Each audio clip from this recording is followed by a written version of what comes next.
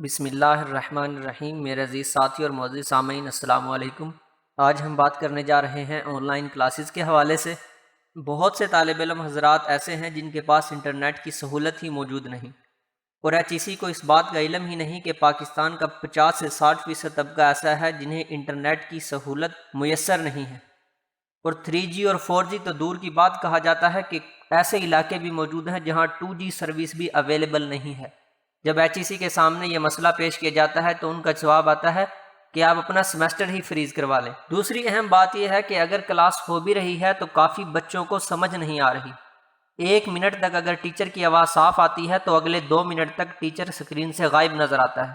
دوسری اہم بات یہ ہے کہ اگر جن کے پاس انٹرنیٹ کی سہولت موجود بھی ہے تو انہیں اس مواد کی، اس پڑھائی کی سمجھ ہی نہیں آ رہی کہ وہ ٹیچر انہیں کیا پڑھانا چاہ رہا ہے اور کیا سمجھانا چاہ رہا ہے، کیونکہ آن لائن کلاسز میں آپ اکاؤنٹنگ، DTL اور میڈیکل، انجینئرنگ ایسے سبجیکٹس کیسے پڑھا سکتے ہیں؟ اگر آپ نے پڑھا بھی دیے ہیں تو مستقبل میں بننے والے ڈاکٹر اور انجینئر بھی ایسے ہی ہوں گے جو آن لائن بیٹھ کر ایک ڈاکٹر اپنے پیشنٹ کو کہے گا کہ آپ اپنا آپریشن شروع کریں، میں آپ کو تمام تفصیلات بتاتا جا رہا ہوں۔ ایک انجینئر پاکستان میں بیٹھ کر پوری دنیا کی انڈسٹریل زون کو چلا رہا ہوگا۔ اس طرح کی آن لائن کلاسز جاری ہیں۔ پریکٹیکل ورک اب آپ آن لائن کلاسز میں کیسے پرفارم کر سکتے ہیں؟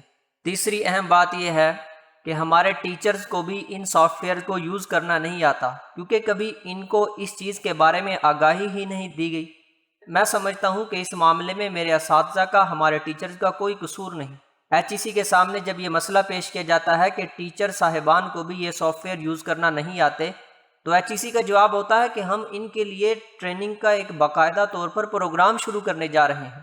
تو سوال یہاں یہ پیدا ہوتا ہے کہ جب آپ نے ٹریننگ شروع کرنی ہے تو اسٹوڈنٹس پر کیوں برڈن ڈالا جا رہا ہے؟ کیوں انہیں آن لائن کلاسز لینے پر مجبور کیا جا رہا ہے؟ یہ تو اسی طرح بات ہوئی کہ ایک چھوٹا سا بچہ جسے ابھی چلنا بھی نہیں آتا، آپ اسے کہتے ہیں کہ آپ نے اولمپک گیمز میں حصہ لینا ہے، آپ نے اولمپک گیمز میں کمپیٹ کرنا ہے۔ کیا یہ ممکن ہے؟ بات یہاں ختم نہیں ہوتی۔ چوتھی اہم بات یہ ہے کہ بہت سی یونیورسٹیاں HEC کے حکم کے مطابق آن لائن کلاسز کا آغاز کر چکی ہیں۔ اب چلتے ہیں آن لائن ایگزامز کی طرف اور آن لائن کوئزز کی طرف۔ اگر آن لائن کوئزز لیے جاتے ہیں تو اس میں اس بات کا خیال رکھا جاتا ہے کہ آپ کی ایز یا ایم کی غلطی نہ ہو۔ اگر آپ کی ایز ایم آر کی غلطی بھی ہوگی تو آپ کا کوئز غلط تصور کیا جائے گا۔ کیوں؟ کیونکہ رٹالائزیشن is the best policy of our education. اگر آپ کا رٹا اسٹرانگ ہے تو آپ کے مارکس زیادہ ہیں، اگر آپ کا رٹا کم ہے تو آپ کے مارکس کی کوئی اہمیت نہیں۔ اگر آپ کا رٹا کم ہے تو آپ کے مارکس نہیں آئیں گے، آپ کے مارکس نہیں آئیں گے تو آپ کی ڈگری کوئی اہمیت نہیں رکھتی۔ پانچویں اہم بات، کچھ اسٹوڈنٹ ایسے ہیں جن کے پاس لیپ ٹاپ موجود نہیں۔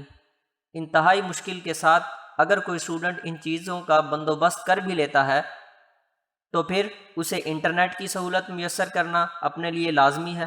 اس کے بعد اسے وہ سافٹ ویئر انسٹال کرنا لازمی ہے جو اس کا انسٹیٹیوٹ یوز کر رہا ہے۔ اور سب سے اہم بات کہ جب اسٹوڈنٹ اپنے لیے ایک ماحول خود کریٹ کر رہا ہے، اس کے باوجود اگر آپ یونیورسٹیز کا فیس واؤچر دیکھیں تو اس پر موجود library fee, laboratory fee, security fee, electricity fee, hostel charges وہ وہیں کے وہیں موجود ہیں۔ مجھے کوئی بتا سکتا ہے کہ موجودہ صورتحال میں اسٹوڈنٹس گھر پر موجود ہیں تو یونیورسٹی کے چارجز جسے اسٹوڈنٹ یوز ہی نہیں کر رہا تو وہ فیس واؤچر کے اندر کیوں ڈالے جا رہے ہیں؟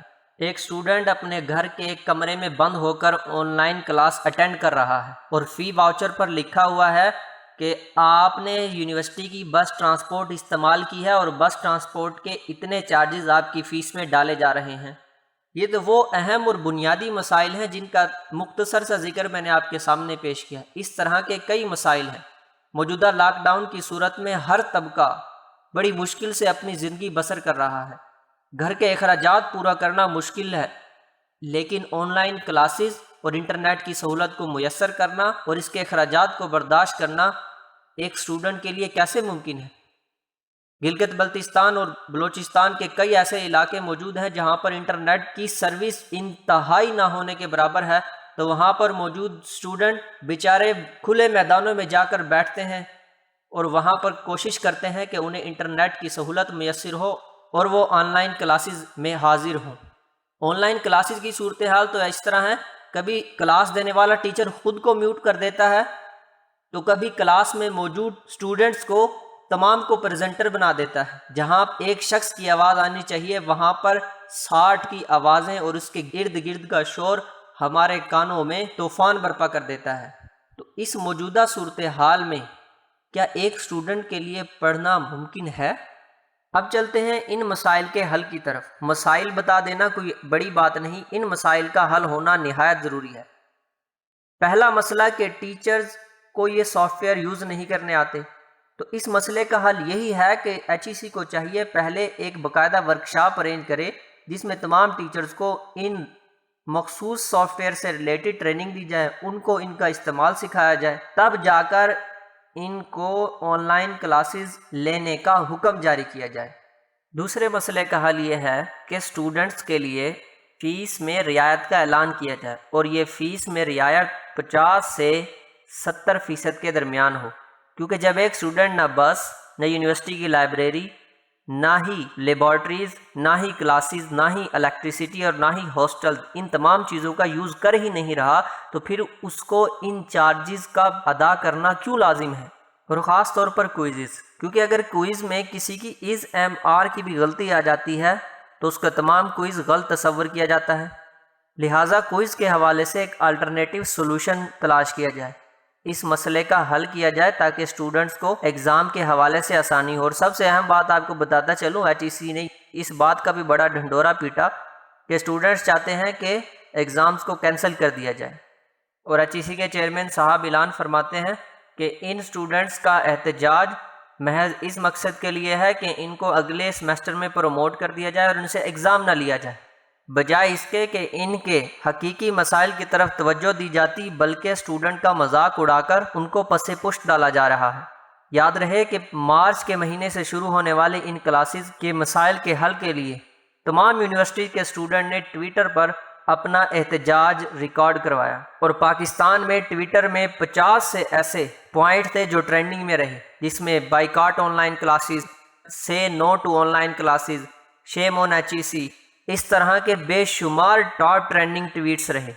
لیکن ہمارے تعلیمی ادارے، خاص طور پر ہائر ایجوکیشن کمیشن، خواب غفلت کے مزے لے رہا ہے۔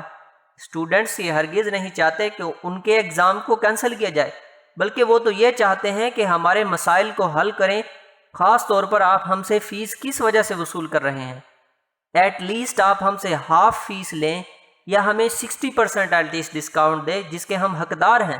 آپ ہم سے فیس بھی مکمل وصول کرتے ہیں اور ہمارے مسائل کی طرف بھی توجہ نہیں دیتے، اور ہمیں سکھایا بھی کچھ نہیں جا رہا۔ HEC کے ایک دانشور سیکٹری امریکہ میں موجود ہیں، اور وہ اس بات کا اعلان کرتے ہیں کہ ہمارے بچے کوئزز سے گھبرا رہے ہیں، جبکہ یہ چیز کوئی معنی نہیں رکھتی۔ آپ کا GPA گرنا، آپ کا GPA ایٹ لیسٹ 2 آنا یا اس سے کم آنا، اس کی کوئی اہمیت نہیں۔ میں امریکہ میں موجود ہوں اور مجھے یہاں پر ریسرچ بیس ورک نظر آ رہا ہے۔ میرے پاکستانیوں کو سکیل سیکھنی چاہیے، نہ کہ GPA کی طرف توجہ دینی چاہیے۔ کسی حد تک ان کی بات بالکل درست ہے، میں ان کے اس مشورے کا احترام کرتا ہوں۔ لیکن میرے پیارے ساتھیوں، جب آپ 2 GPA، جب آپ کی ڈگری پر 2 لکھا ہو، اور آپ جب جاب کے لیے اپلائی کرتے ہیں اور اپنی اپلیکیشن کو سبمٹ کرواتے ہیں، اور جب لوٹ کر واپس جاتے ہیں تو آپ کو اپنی ڈگری اور اس سے متعلقہ تمام اسناد ڈسٹ بن میں پڑی ہوئی نظر آتی ہیں۔ اس کی وجہ کیا ہے؟ پوچھنے پر معلوم ہوتا ہے کہ اس جاب کا eligibility criteria at least 3.5 GPA ہے، اور ہمارے HEC کے سیکٹری کہتے ہیں کہ GPA کی کوئی اہمیت ہی نہیں۔ اس ویڈیو کا مقصد تھا کہ موجودہ مسائل کو آپ کے سامنے پیش کرنا، اور ساتھ ہی ان مسائل کا حل بھی آپ کے سامنے پیش کرنا۔ امید کرتا ہوں کہ آپ کو اس ویڈیو سے اپنے مسائل کا حل ڈھونڈنے میں آسانی رہے گی۔ اپنا خیال رکھیے گا۔ اگر آپ نے یہ چینل سبسکرائب نہیں کیا تو کائنڈلی یہ چینل سبسکرائب کریں، کیونکہ اس چینل پر ہم آپ کو کرنٹ افیئر سے ریلیٹڈ اور نالج اویئرنیس سے ریلیٹڈ ہر معلومات مہیا کرنے کی بھرپور کوشش کرتے ہیں۔ اپنا خیال رکھیے گا۔